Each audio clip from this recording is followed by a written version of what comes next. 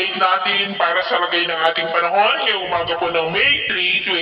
2024 na kung saan sa ngayon ay tatlong weather system ang umiihip po dito sa ating bansa. Mayroon tayong northeasterly surface wind flow na dumadaloy po ngayon dyan sa may extreme northern Luzon at ilang bahagi ng northern part ng northern Luzon at mayroon pong intertropical convergence zone na patuloy na nag-i-extend dyan po sa may southeastern part ng Mindanao. Habang mainit pa rin na hangin na mula sa silangan o yung tinatawag natin na easterlies ang dominanteng hangin na umiihip po sa silangan ng Luzon, Visayas at ilang bahagi ng Mindanao. At sa ating long range forecast na nanatili pa rin na walang bagyo na namamataan na tatawid dito po sa ating bansa hanggang sa susunod na 2 linggo, pero maghanda pa rin tayo dahil posible ang 1 hanggang 2 bagyo na maaaring mabuo at papasok sa ating area of responsibility ngayong buwan ng Mayo na lalapit dyan po sa may eastern section ng Visayas na posible rin na makaapekto sa malaking bahagi ng Luzon.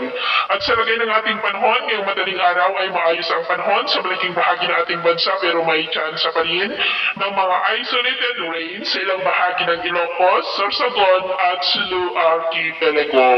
At mamaya ay sisikat ang araw sa malaking bahagi ng ating bansa, mainit at maalinsangan ang panahon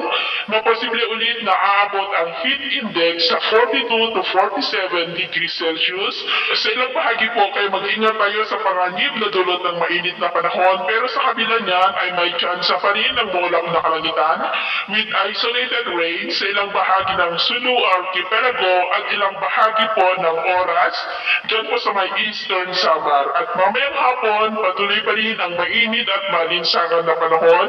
sa malaking bahagi ng ating bansa pero may chance pa rin ang maulap na kalangitan with isolated rains dyan po sa ilang bahagi ng Catanduanes at Sulu Archipelago. At sa atin naman po mga baybayin, wala naman po tayong nakataas na namanggil warning signals pero ibayong mag-ingat lamang po kung papalaot tayo para mas makaiwas sa mga sakunang pangkarakter.